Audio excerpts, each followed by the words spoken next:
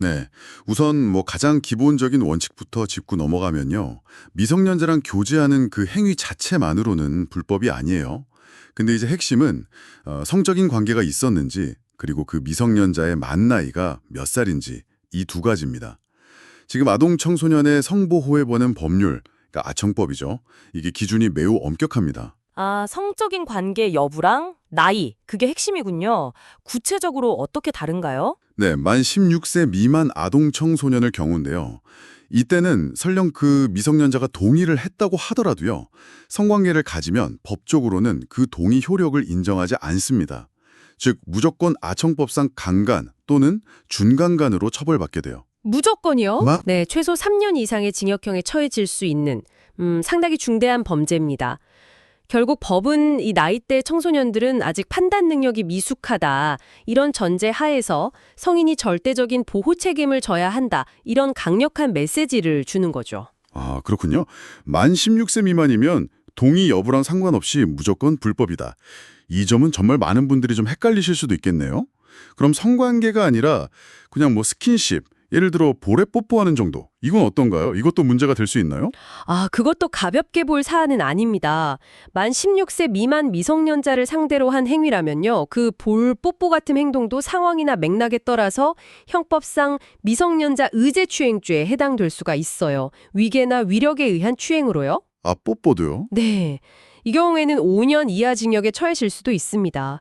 그러니까 단순한 호감의 표현이라고 생각했던 행위가 법의 잣대로는 전혀 다르게 해석될 수 있다는 점. 이걸 청취자분들도 꼭 기억하셔야 합니다. 그렇군요. 아, 정말 조심해야겠네요.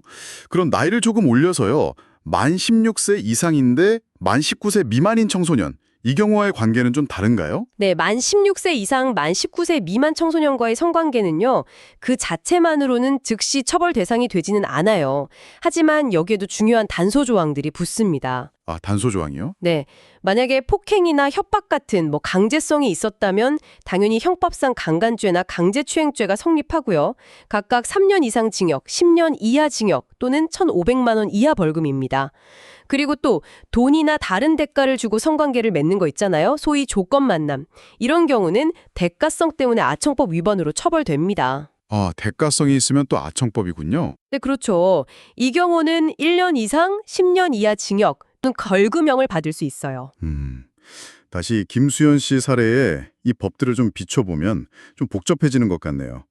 제공된 자료에도 언급됐듯이 그 교제 시작 시점이 2015년으로 추정된다 이런 이야기도 있고 당시에는 또 의제강간 기준 연령이 지금이랑 달라서 만 13세였다 이런 주장도 나오고요.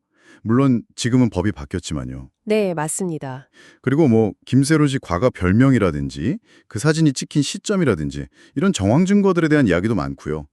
결국엔 법 적용 시점하고 구체적인 사실관계 확인이 이게 관건이 되겠네요. 맞습니다. 법 적용은 행위 당시의 법을 따르는 게 원칙이거든요.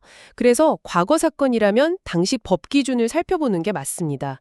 그리고 또 한 가지 실무에서 종종 문제가 되는 게 있는데요. 미성년자가 자기 나이를 속이는 경우예요. 아, 그렇죠. 그런 경우도 있겠네요. 네. 성인 입장에서는 좀 억울할 수 있겠지만 안타깝게도 법적인 책임은 실제 나이를 기준으로 판단이 됩니다. 상대방이 속였다는 사실만으로 처벌을 피하기는 좀 어렵습니다. 아, 속였어도 책임을 져야 할 수 있다는 거군요. 네. 그게 미성년자 보호라는 법의 취지가 더 우선되기 때문입니다.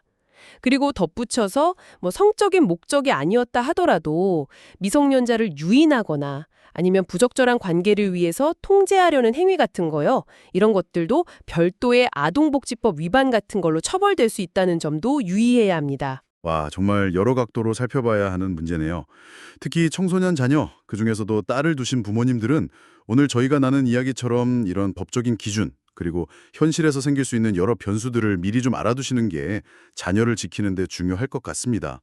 오늘 내용 청취자분들께 많은 도움이 되셨을까요? 갈수록 세상이 좀 각박해지는 것 같은데 특히 딸을 가지신 부모님들이 더 많은 걱정을 하실 것 같네요. 오늘 이렇게 유용한 정보를 제공해 주신 법무법인 라온의 이청엽 형사전문 변호사님께 다시 한번 감사의 말씀 전해드립니다. 법적 기준은 이렇게 명확해지고 있지만 사실 성인과 미성년자 사이의 관계에서 적절함의 윤리적 경계는 어디까지일까? 이 질문은 어쩌면 법정 밖에서 우리 모두가 계속 고민해야 할 숙제인 것 같습니다. 구독과 좋아요, 알림 설정으로 더 유익한 정보 받아보시고요. 지식의 반찬을 더하다 였습니다. 청취해 주셔서 감사합니다.